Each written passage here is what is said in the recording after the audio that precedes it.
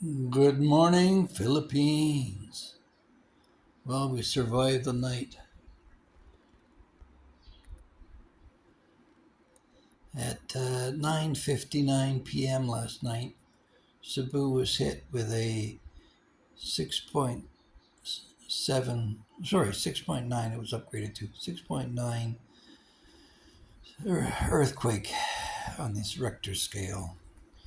The shaking started, we were asleep in bed upstairs, Bo and I grabbed him and we ran to the center of the floor and hugged a column there because I didn't know how high it was going to accelerate. And then we quickly evacuated downstairs and out of the house with the girls and sat in the community street for about an hour while the neighbors had circulated out. And the aftershocks continued for some time after that. Um, and there was a series of earthquakes. It started off in Bogo in the north, and it came down through um, into towards the actual um, city of Cebu. And we're all okay. I think a church tower in Bogo fell over. And there's a series of earthquakes, which is leading some to believe that there's going to be a massive tectonic shift here in the Ring of Fire. But don't forget, I warned you previously that there was a bunch of elements that would bring this on, with them being the alignment of the planets recently, the polar shift of the sun that just completed, and we are hundreds of thousands of years overdue for a shift in the polar elements of the Earth, with the the magnetic pole migrating towards Russia from Canada.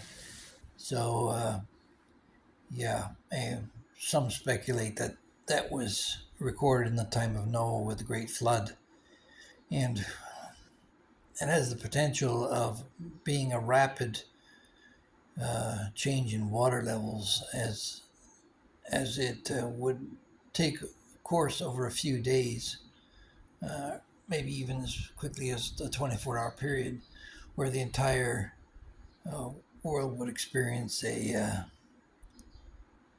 tsunami. So, yeah, this is not science fiction; it is scientific theory. And don't forget that the scientists of climate change have all been proven wrong, that the sea levels would have risen, we'd all be flooded out. So there's countervailing forces here as well.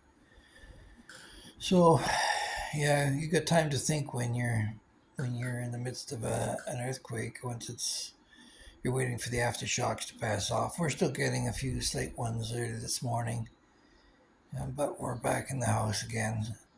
Fortunately, I did build this house with an overabundance of rebar on a commercial grade level, and we went with larger rebar. So if you follow my construction tips for the Philippines, you'll see that as well.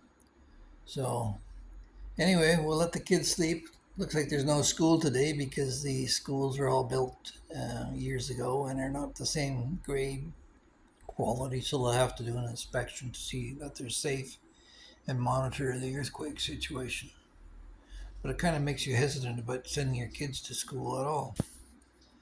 So, for those who may be concerned, don't be. We're still here in the rain and the wet.